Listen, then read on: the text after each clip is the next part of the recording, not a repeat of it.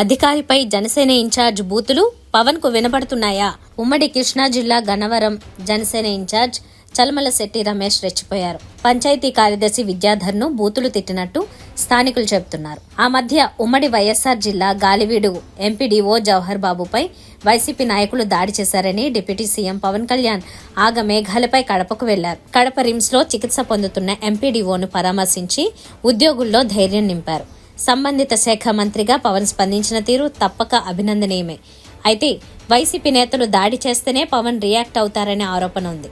తాజాగా తన శాఖకు సంబంధించిన పంచాయతీ అధికారిపై సొంత పార్టీ నేత రాయలేని భాషలో దూషించడంపై డిప్యూటీ సీఎం స్పందన ఏంటి అనే ప్రశ్న ఎదురవుతోంది. అన్నా క్యాంటీన్లలో తాగుబోతులకు నో ఎంట్రీ. 5 రూపాయలకే భోజనం లభిస్తుండడంతో చాలా మంది నిరుపేదలు అన్నా క్యాంటీన్లపై ఆధారపడుతున్నారు.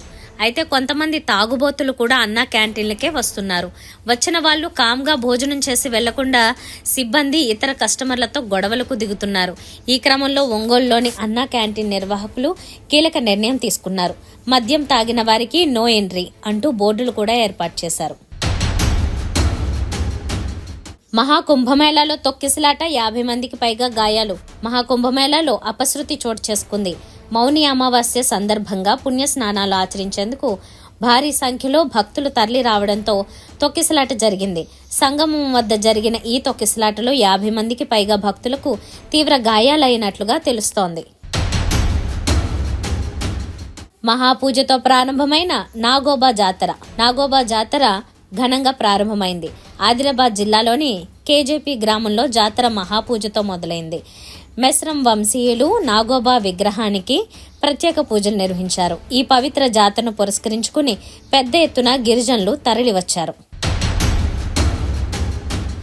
నింగిలోకి దూసుకెళ్లిన జిఎస్ఎల్వి F-15 రాకెట్. షార్ నుంచి జిఎస్ఎల్వి F-15 రాకెట్ నింగిలోకి దూసుకెళ్లింది. దీని ద్వారా NVS-02 ఉపగ్రహాన్ని ఇస్రో కక్షలోకి పంపింది. ఈ శాటిలైట్ బరువు 2250 కేజీలు. భౌగోళిక, వైమానిక, సముద్ర నావిగేషన్ సేవల కోసం ఈ ఉపగ్రహాన్ని ప్రయోగించారు. ఐసీసీ క్రికెటర్ ఆఫ్ ది ఇయర్గా జస్ప్రీత్ బుమ్రా. భారత ఫాస్ట్ బౌలర్ జస్ప్రీత్ బుమ్రాను మరో ప్రతిష్టాత్మక అవార్డు వరించింది. 2024 సంవత్సరానికి ఐసీసీ బెస్ట్ మెన్స్ క్రికెటర్గా బుమ్రా ఎంపికయ్యాడు.